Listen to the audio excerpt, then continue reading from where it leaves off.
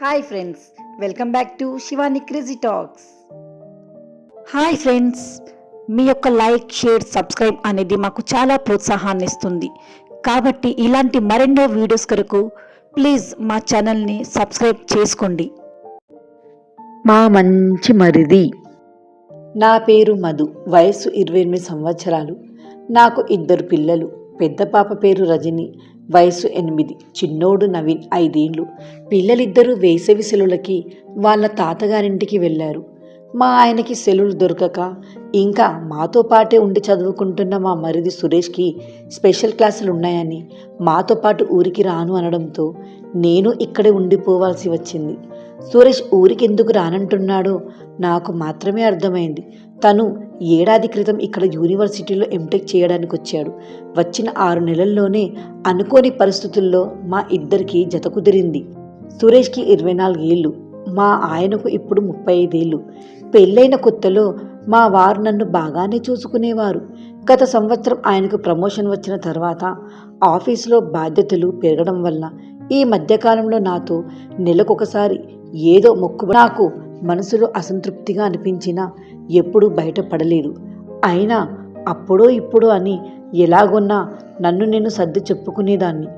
ఒకరోజు మా ఆయన ఆఫీస్ నుండి ఇంటికి వస్తూనే, మధు, నా బట్టలు కాస్త ఓ 4 రోజులకు సరిపడా సూట్ కేసులో సర్దు, అర్జెంటుగా విశాఖపట్నం వెళ్ళాలి. అక్కడి బ్రాంచిలో ఏదో గొడవచ్చి పడింది. అలాగే త్వరగా వంట కానిచ్చే, భోజనం చేసి ఈరోజు రాత్రి ట్రైన్కి బయలుదేరాలి అని చెప్పి హడావిడిగా బాత్రూంలోకి దూరారు. ఇక నేను గబగబా ఆయన సూట్ కేసు అందుకొని అందులో ఆయన బట్టలు సర్దేసి త్వరగా వంట కూడా ముగించేశాను. ఆయన కంగారుగా వచ్చి 4 ముద్దలు తినేసి లేచి చెయ్యి కడుక్కున్నారు. బట్టలు వేసుకొని సూట్ కేసు పర్సు సరిచూసుకుంటూ 4 రోజుల్లో వస్తానో అంటూ నా బుగ్గన చిటికేసి ఓ ముద్దు నా ముఖాన పడేసి ఎంచక్కా సూట్ కేసు ఊపుకుంటూ వెళ్ళిపోయారు. నేను గడియార వంక చూశాను. 8:30 అవుతుంది. సురేష్ ఇంకా ఇంటికి రాలేదు. నేను వంటగదిలో పనిచేస్తుండగా కాలింగ్ బెల్ మోగింది. వెళ్ళి తలుపు తీశాను. సురేష్, ఏంటో దినా, అన్నయ్య ఇంకా రాలేదా అంటూ లోపలికి వచ్చాడు. నేను తలుపు గడియ పెట్టి, మీ అన్నయ్యకి ఏదో ఆఫీస్ వర్క్ ఉందని ఊరెళ్ళారు.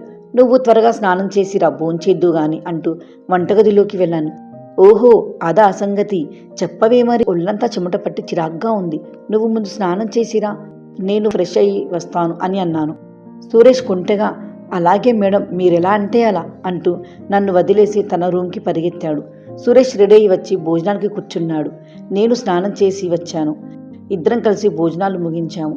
నేను వంటగదిలో పాలు కాచి గ్లాసులో పోసి అందులో యాలకులు వేస్తుండగా సురేష్ వచ్చి నా వెనకాలే నిలబడి, వస్తున్నా, ఆగు, నీకోసమే ఈ పాలు అంటూ పాలల్లో చక్కెర వేసి స్పూన్తో కలపసాగాను. పాల గ్లాసు సురేష్ చేతికిచ్చి కిచెన్లో గ్యాస్ ఆఫ్ చేయడానికి వంగినప్పుడు గబుక్కున లేచి నిలబడ్డాను. నా భుజాల మీద చేతులు వేసి నన్ను తన వైపుకు మరలించుకో, ఒక్క నిమిషం ఆగు, బాత్రూంకి వెళ్ళి వస్తాను అంటూ మా బెడ్రూంలోకి వెళ్ళాను. సురేష్ కూడా నా వెనకాల వచ్చి నించున్నాడు. నేను మంచం దగ్గరకు నడిచాను. సురేష్ ముసిముసిగా నవ్వుతూ, ఏమిటి దినా, రాను రాను వీటిని ఇంతలా పెంచేస్తున్నావు అంటూ ఈ విధంగా తీర్చుకుంటున్నాను.